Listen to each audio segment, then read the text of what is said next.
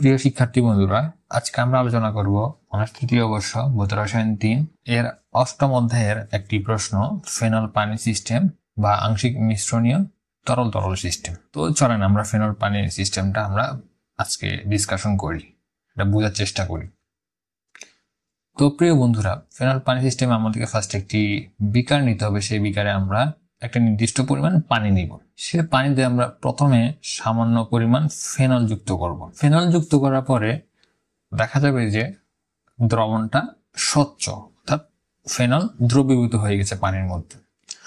দেন আমরা আরো কিছু পরিমাণ ফেনল যুক্ত করব। ফেনলটা কত পরিমাণ যুক্ত করবো? 7% পর্যন্ত আমরা ফেনলটা যুক্ত করতে পারি। এখানে 7% পর্যন্ত ফেনলটা এই দ্রবণের মধ্যে আমরা যুক্ত করতে পারি। 7% যদি বেশি হয় তাহলে দ্রবণটা একসময় ঘোলা হয়ে যাবে।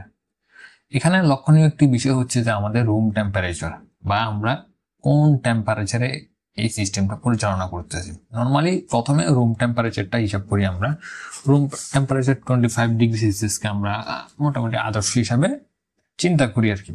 আর টেম্পারেচার কম বেশি হতে পারে, কিন্তু আমরা যেখানে কাজ করতেছি সেখানে টেম্পারেচারটা কম বেশি হতে পারে। সে অনুসারে কিন্তু এইখানে আমাদের পার্সেন্টেজটাও কিন্তু কম বেশি হতে পারে। যেহেতু আমাদের বইয়ে 7% লেখা আছে, তাই আমি এখানে 7% আপনার উল্লেখ করছি। সো ওইটা আসলে টেম্পারেচার অনুসারে এই পার্সেন্টেজটা ভ্যারি করে। সো এটা নিয়ে এত চিন্তিত হওয়ার কিছু নেই, কিন্তু আমাদেরকে খেয়াল করতে হবে যে একটা নির্দিষ্ট তাপমাত্রায় আমরা নির্দিষ্ট পরিমাণ ফেনল এখানে যুক্ত করতে পারবো, এবং ওই নির্দিষ্ট পরিমাণ ফেনল যদি ক্রস করে তখনই এটা ঘোলা হয়ে যাবে, দ্রবণটা ঘোলা হয়ে যাবে। বুঝাতে পারলাম? সো ঘোলা হয়ে এরকম একটা ইমালশন অবস্থা তৈরি হবে। ইমালশন অবস্থা তৈরি হওয়ার পর আমরা একটু নাড়াতে পারবো, একটু ঝাঁকাতে পারি। ঝাঁকিয়ে যদি আমরা এটাকে এমনি রেখে দিই, আমরা যদি এটাকে রেখে দিই, দেখা যাবে যে দুটো স্তর তৈরি হবে। আমরা একটু কালার করে জিনিসটা দেখানোর চেষ্টা করছি। তো প্রথম যে স্তরটা তৈরি হয়ে উপরে, সেটা হচ্ছে পানিতে ফেনলের দ্রবণ, আর নিচে যে স্তরটা তৈরি হয়ে রয়েছে ফেনলে পানির দ্রবণ। তো উপরের লেয়ারে কি হয়? পানিতে ফেনলের দ্রবণ, এবং নিচের লেয়ারে হয় ফেনলে পানির দ্রবণ। এখন এই যে দুইটা লেয়ার তৈরি হলো, এই দুইটা লেয়ারকে আমরা যদি তাপ দিই, আমরা যদি এই তাপটা দিই এখানে, তাহলে দেখা যাবে একটি নির্দিষ্ট তাপমাত্রায় দ্রবণটি আবার কি স্বচ্ছ হয়ে যাবে। ঠিক আছে? অর্থাৎ একটা নির্দিষ্ট তাপমাত্রায় যখন পৌঁছাবে তখন দ্রবণের ঘোলা ভাবটা কেটে যাবে, বা 2 লেয়ারটা চলে যাবে, আবার সেটা 1 লেয়ারে ফিরে আসবে। তো এটা হচ্ছে মূল ঘটনাটা। এখন আমরা এখানে একটা চিত্র দেখতে পাচ্ছি। চিত্রটা হচ্ছে চিত্র ফেনল পানি সিস্টেমের দশা। ঠিক আছে? এখানে হচ্ছে যে 100% পানি, 0% ফেনল, আর এই পাশে হচ্ছে যে 100% ফেনল, 0% পানি। অর্থাৎ এটা সংযুক্তি আর কি, পানি ফেনলের সংযুক্তিটা, মানে অ্যাক্সিস বরাবর। আর এদিকে আমরা ওয়াই অ্যাক্সিস বরাবর তাপমাত্রাটাকে ইন্ডিকেট করতেছি। আমাদেরকে এই চিত্রটা ভালোভাবে বুঝতে হবে। আমরা যদি চিত্রটা ভালোভাবে বুঝতে পারি, তাহলে আমাদের জন্য এই প্রশ্নটা অ্যান্সার করা সহজ হয়ে যাবে। তো প্রিয় বন্ধুরা, দেখেন এখানে আমরা যেটা বলছিলাম যে আমরা একটা রুম টেম্পারেচারের কথা বলছিলাম, নিশ্চয় আপনাদের মনে আছে। তো আমরা ধরে নিচ্ছি সে টেম্পারেচারটা, যে প্রথম যে টেম্পারেচার, সেটা হচ্ছে T1। ঠিক আছে? আমরা সেটা ধরে নিলাম। এখন আমি আপনাদেরকে বলছি যে একটা পার্সেন্টেজ পর্যন্ত ওই পানির মধ্যে ফেনলটা দ্রবীভূত হতে পারে, সেটা ধরে নিলাম আমরা C1। অর্থাৎ C1 সংযুক্তি পর্যন্ত আমাদের এই দ্রবণটা কি থাকে, C1 সংযুক্তি পর্যন্ত। এদিক থেকে যদি আমরা ফেনলটা ধীরে ধীরে ধীরে ধীরে ধীরে ধীরে যুক্ত করতে থাকি, তাহলে দেখা যাবে একটা C1 সংযুক্তি একটা সীমা পর্যন্ত এই যে দ্রবণটা স্বচ্ছ আছে। যখন এই যে এই পয়েন্টটা ক্রস করে ফেলবে, C1 পয়েন্টটা ক্রস করে এই পাশে চলে যাবে, দ্রবণটা দ্বি স্তর বিশিষ্ট হয়ে যাবে। যত এদিকে যাবে স্তরটা বাড়তে থাকবে, দুটা লেয়ার হবে। আর যতক্ষণ পর্যন্ত এই টেম্পারেচারের ভিতরে আমাদের এ পাশে থাকবে, ততক্ষণ পর্যন্ত দ্রবণটা স্বচ্ছ থাকবে। তো প্রিয় বন্ধুরা, আমরা এখানে দেখতে পাচ্ছি C1, আবার এ পাশে দেখতে পাচ্ছি C1'। এটা হচ্ছে যে পানিতে ফেনল দ্রবণের জন্য আমরা একটা কার্ভ পাবো, এবং ফেনলের পানি দ্রবণের জন্য এই পাশে একটা কার্ভ পাবো। তো এখন দেখেন, যখন আমরা দেখতে পাচ্ছি যে এই টেম্পারেচারে যখন আমরা ফোটা ফোটায় ফেনল যুক্ত করতেছি পানির মধ্যে, এই লেয়ারে এই টেম্পারেচারে যখন এই সংযুক্তি ক্রস করে তারা দ্বি স্তর বিশিষ্ট হয়ে যাচ্ছে, তখন আমরা কি করব? আমাদেরকে তাপমাত্রা বাড়াতে হবে। তাপমাত্রা বাড়িয়ে ধরে নিলে আমরা T2 তাপমাত্রায় আমরা পৌঁছাবো এবং T2 তাপমাত্রায় দ্রবণটা স্বচ্ছ হয়ে যাবে। যখন T2 তাপমাত্রায় দ্রবণটা স্বচ্ছ হয়ে যাবে আমরা আবার ফোটায় ফেনল যুক্ত করব।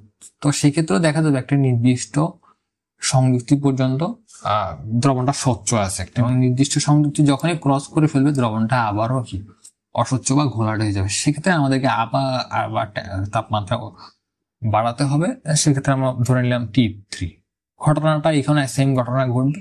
এরপর দেখেন এখানে আমাদের T4, ঠিক আছে। T4ও আমাদের C4 পর্যন্ত সংযুক্তি পর্যন্ত কি দ্রবণটা স্বচ্ছ থাকবে। যখনই C4টা ক্রস করে ফেলবে তখন দ্রবণটা কি ঘোলাটে হয়ে যাবে। সো একইভাবে আমাদেরকে এখন আবার টেম্পারেচারটা বাড়াতে হবে। টেম্পারেচার বাড়াতে বাড়াতে আমরা যখন 66 ডিগ্রি সেলসিয়াস তাপমাত্রায় পৌঁছাবো তখন সকল অনুপাতে ফেনল এবং পানি স্বচ্ছ হয়ে যাবে। অর্থাৎ সকল অনুপাতে ফেনল এবং পানি যে দ্রবণটা পাবো সেটা স্বচ্ছ থাকবে, অর্থাৎ এক দশা বিশিষ্ট হয়ে যাবে। এর আগে কথা ছিল দ্বি দশা বিশিষ্ট ছিল, ঠিক আছে। এখন যখন 66 ডিগ্রি সেলসিয়াস তাপমাত্রা, এটাকে বলে সংকট তাপমাত্রা বা CST, ঠিক আছে। এটা নিয়ে আমরা একটু পরে আলোচনা করছি। যখন 66 ডিগ্রি সেলসিয়াস তাপমাত্রায় চলে আসবে তখন আমরা এখানে যে দ্রবণটা পাবো সেই দ্রবণটা হচ্ছে স্বচ্ছ বা এক দশা বিশিষ্ট। এখন খেয়াল করে দেখেন এখানে আমাদের C1 এবং C1 প্রাইম, ঠিক আছে। এই দুইটা যদি আমরা একসাথে একটা লাইনে যুক্ত করি, খেয়াল করে দেখবেন এখানে আমরা একটা মিডল পয়েন্ট পাচ্ছি, একটা মিডল পয়েন্ট পাচ্ছি। এই পয়েন্টগুলোকে যদি আমরা যোগ করি তাহলে দেখা যাবে এই পি বিন্দুটা আমরা সেই আফটার অল এই পি বিন্দুটা পাবো। এই পি বিন্দুতে আমরা যে সংযুক্তিটা পাবো, মানে আমরা এই দিক থেকে একটা হিসাব করবো, হিসাব করলে দেখা যাবে যে আমাদের সংযুক্তিতে 34% ফেনল এখানে পাচ্ছি আর 66% পানি পাচ্ছি। অর্থাৎ এই পয়েন্ট আমরা যে দ্রবণটা পাবো সে দ্রবণের সংযুক্তিতে থাকবে 34% ফেনল এবং 66% পানি। সো প্রিয় বন্ধুরা, আমরা এখানে একটু খেয়াল করি তাহলে দেখেন প্রত্যেক তাপমাত্রায় দুটি সংযুক্তির মান পাওয়া যায়, যেমন C1 এবং C1 প্রাইম, যেটা আমরা বলছি যে পানিতে ফেনল এবং ফেনলের পানি, ঠিক আছে। এই যেগুলো আমরা একটা কথা বলা হয়েছে যে এখানে খেয়াল করেন C1 এবং C1 প্রাইম এবং C2 এবং C2 প্রাইম ইত্যাদি দ্রবণগুলোকে কনজুগেটেড দ্রবণ বলা হয়। অর্থাৎ এই দ্রবণগুলোকে আমরা কি কনজুগেটেড দ্রবণ বলতে পারি। ওকে, আচ্ছা, আমরা একটা চিত্র এখানে দেখতে পাচ্ছি। চিত্রটা আমি সংগ্রহ করেছি অনলাইন থেকে, অর্থাৎ গুগলে সার্চ করে চিত্রটা আমি সংগ্রহ করেছি। চিত্রটাতে আমরা পুরা ঘটনাটা আরো স্পষ্ট এবং ক্লিয়ার ভাবে বুঝতে পারি। দেখেন এখানে একটা টেম্পারেচার এখানে সিলেক্ট করা হয়েছে, অর্থাৎ একটা টেম্পারেচার এখানে ধরা হয়েছে। টেম্পারেচারটা কত এখানে লেখা নেই, যাই হোক একটা নির্দিষ্ট টেম্পারেচার এখানে ধরা হয়েছে। দেখেন এই পাশ থেকে আমরা যেটা বললাম পানিতে ফেনল দ্রবণ, এই পাশ থেকে এই কার্ভটা, আর এই পাশ থেকে হচ্ছে যে ফেনলে পানি দ্রবণ। আমরা দেখতে পাচ্ছি এগুলো হচ্ছে ফেনল, এই যে ফেনল, ফেনলের মধ্যে এই যে পানি, বুঝছেন, এই যে পানি, আর এই পাশে হচ্ছে যে পানি, এগুলো পানির মধ্যে যে ফেনল দেখতে পাচ্ছি, এই যে ফেনল। এখন মূল বিষয়টাতে আসি, খেয়াল করেন এদিক থেকে যখন আস্তে আস্তে ফেনল যুক্ত করা হচ্ছে, এদিক থেকে যখন আস্তে আস্তে ফেনল ফোটা ফোটা যুক্ত করা হচ্ছে পানির মধ্যে, দেখেন এই টেম্পারেচারে এই যে এই পয়েন্টটার আগের দেখেন টেস্ট টিউবের মধ্যে এই দ্রবণটা খেয়াল করেন এক স্তর বিশিষ্ট, মানে এক দশা বিশিষ্ট একটা দ্রবণ। যখন ওয়াই পয়েন্টটাতে আসছে খেয়াল করে দেখেন, আপনারা জুম করে দেখতে পারেন, অর্থাৎ ইউটিউবে যখন ভিডিওটা দেখবেন আপনারা জুম করে দেখতে পারেন। দেখেন এখানে একটু করে ফেনলের একটা লেয়ার দেখা যাচ্ছে। অর্থাৎ ওয়াই পয়েন্টে যদিও এটা মানে এটাকে স্বচ্ছ হিসাবে ধরা হয়, কিন্তু খেয়াল করেন এই পয়েন্টে হালকা একটা লেয়ার মাত্র এখানে আসতেছে, বুঝতে পারছেন। আমাদের মূল আলোচনার বিষয় হচ্ছে দেখেন এই ওয়াই পয়েন্টটা যখনই ক্রস করতেছে দেখেন লেয়ার কিন্তু বাড়তেছে। একইভাবে এদিক থেকে খেয়াল করেন সেম ঘটনা, পানির স্তরটা দিয়ে বাড়তেছে এই আর। সো আমাদের মূল কনসেপ্টটা হচ্ছে যে একটা নির্দিষ্ট টেম্পারেচারে একটা নির্দিষ্ট সংযুক্তি পর্যন্ত দ্রবণটা স্বচ্ছ থাকে, সংযুক্তি যখন ক্রস করে ওই টেম্পারেচারে আমরা যে দ্রবণটা পাবো সেটা দ্বি-স্তর বিশিষ্ট। অর্থাৎ আমরা যদি সামারি করি, এই কার্ভের ভিতরে যে দ্রবণগুলো থাকবে সে দ্রবণগুলো হবে 2 লেয়ার। আর দেখেন আমি যেটা বলছিলাম যে এর থেকে আমরা কার্যক্রমটা পরিচালনা করতে করতে যখন একটা নির্দিষ্ট তাপমাত্রা হিসেবে পৌঁছাবো 60 ডিগ্রি সেলসিয়াস তাপমাত্রা, যেটা করে সিএসটি বা সংকট তাপমাত্রা বলে, সে বিন্দুতে 1 ফেজ, এই যে খেয়াল করেন 1 ফেজ, আর এদিকে 2 ফেজ লেখা আছে, খেয়াল করছেন?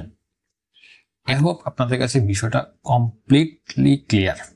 যদি তবু কোনো প্রশ্ন থাকে আপনারা আমাকে প্রশ্নটা করতে পারেন, আশা করি আমি প্রশ্ন অ্যান্সার দেওয়ার চেষ্টা করব। দেখেন যেটা আমরা বলছিলাম যে 66 ডিগ্রি তাপমাত্রা, এটাকে বলে সিএসটি, ক্রিটিক্যাল সলিউশন টেম্পারেচার বা কনসুলেট তাপমাত্রা নামে পরিচিত। ঠিক আছে, এখন আচ্ছা এগুলাকে টাই লাইন বলে, যে এগুলাকে এইখান থেকে যে লাইনটা রেখাটা আঁকছে না এ পর্যন্ত, এগুলোকে টাই লাইন বলা হয়। এগুলো আপনাদের বইয়ে আছে, এগুলো কমপ্লেক্স কিছু না, কিন্তু মেন যে কনসেপ্টটা সেটা আমি আপনাকে বুঝে দিছি। এখন আমরা তো দেখলাম যে এই কার্ভের ভিতরে অধিবৃত্তের মতো কার্ভটা দেখা যাচ্ছে, কার্ভের ভিতরে আমরা 2 লেয়ার পাই। সেই 2 লেয়ারের জন্য যদি আমরা হিসাব করি ফ্রিডম সংখ্যাটা, দেখেন কম্পোনেন্ট হচ্ছে 2টা, একটা হচ্ছে কি ফেনল আর একটা হচ্ছে পানি, 2টা। দশা কিন্তু 2টা, ফেজ 2টা না, দশা 2টা, তাহলে 1। কিন্তু এখানে 2 থাকার কথা, এখানে 2টা কেন নাই? এখানে আমরা সংক্ষিপ্ত সূত্র ব্যবহার করছি শান্তন্তর মাত্রা নির্ণয়ের জন্য, বিকজ এখানে চাপ হচ্ছে কনস্ট্যান্ট, চাপটা কনস্ট্যান্ট থাকার কারণে আমরা সংক্ষিপ্ত সূত্র ব্যবহার করছি 1। ফলে আমাদের ফ্রিডম সংখ্যা পাচ্ছি কার্ভের ভিতরে 1। আচ্ছা, তাহলে কার্ভের ভিতরে যদি 1 পাই তাহলে কি, মানে অর্থাৎ আমরা একটা চলক বা একটা অপেক্ষক পরিবর্তন করতে পারি। আচ্ছা, আর যদি আমরা এই সিএসটি এর উপরে যদি আমরা 1 ফেজের জন্য যদি আমরা ফ্রিডম সংখ্যা নির্ণয় করি, তাহলে আমাদের ফ্রিডম সংখ্যা কত পাচ্ছি আমরা একটু খেয়াল করি। তা কম্পোনেন্ট হচ্ছে 2টা, ওকে, ফেজ হচ্ছে একটা, 2 থেকে 1 গেলে 1, আর থাকছে এখানে 1 1 2, অর্থাৎ সিএসটি এর উপরে ফ্রিডম সংখ্যা পাচ্ছি 2। অর্থাৎ সিএসটি এর উপরে সিস্টেমটা দ্বিচল বিশিষ্ট হয়ে যায়। অর্থাৎ সেখানে আমরা যে সংযুক্তি, ঠিক আছে, দ্রবণের যে অনুপাতটা সেটা চেঞ্জ করতে পারি আমরা, আবার তাপমাত্রাটা চেঞ্জ করতে হতে। তবে তাপমাত্রাটা শর্ত, তাপমাত্রাটা 66 ডিগ্রি সেলসিয়াসের নিচে নামাতে পারবো না, 60 ডিগ্রি সেলসিয়াসের উপরে আমাকে তাপমাত্রাটা হিসাব করতে হবে। এটার নিচে যদি আমি নেমে যাই তাহলে কিন্তু আমার ওই 1 দশা আমার থাকবে না। 1 দশা পাওয়ার জন্য আমাকে, যে কোনো অনুপাতে 1 দশা পাওয়ার জন্য আমাকে 66 ডিগ্রি সেলসিয়াসের উপরে যেতে হবে।